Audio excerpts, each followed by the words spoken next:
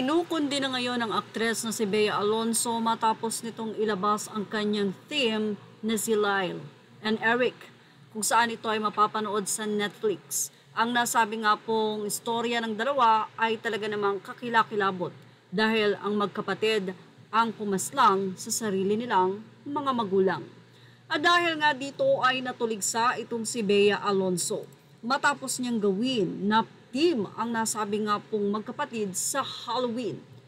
Well, hindi na nga makikita ang post na ito ni Bea Alonzo dahil dyan ay nakatanggap ng samot-saring pangbabash itong si Bea at hindi nga daw nila in-expect na gagawin ito ng aktres. Napaka-insensitive nga daw ang ginawa ng aktres na si Bea Alonzo na gayahin pa at i-portray ang nasabi nga pong krimen na ginawa ng magkapatid. At sabi nga natin, ngayon ay nagva-viral naman sa social media itong si Bea Alonzo dahil nga sa pagbura ng mga photos. Bago yan ay narito naman ang naging mensahe ng mga netizen mula sa artikulo ng Fashion Police. Anila, OMG, may shotgun pa talaga na part of the costume. Kakasabi nga lang ni Lyle na wag silang gawing Halloween costume in an FB post by his wife. Tragedy yung nangyari sa pamilya nila, hindi for entertainment. So, si ante kasi makisabay lang sa bandwagon kahit di alamang nangyari. Say pa ng mga ilang anonymous commentator, Bea, alam mo ba na pinagdaanan ng tao at ng kapatid niya? Woke to the highest level.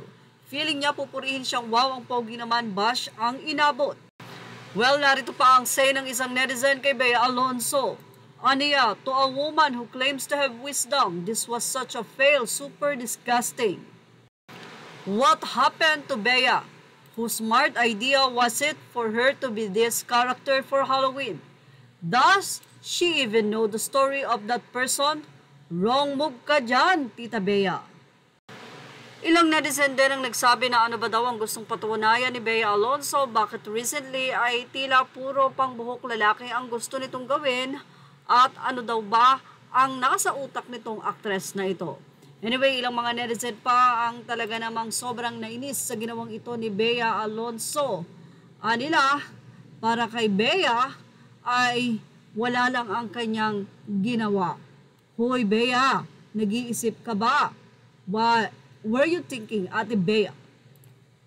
At yan ang ating Showbiz Snap update. Thank you for watching. Images are all credit to the rightful owners. Please like, share, and subscribe.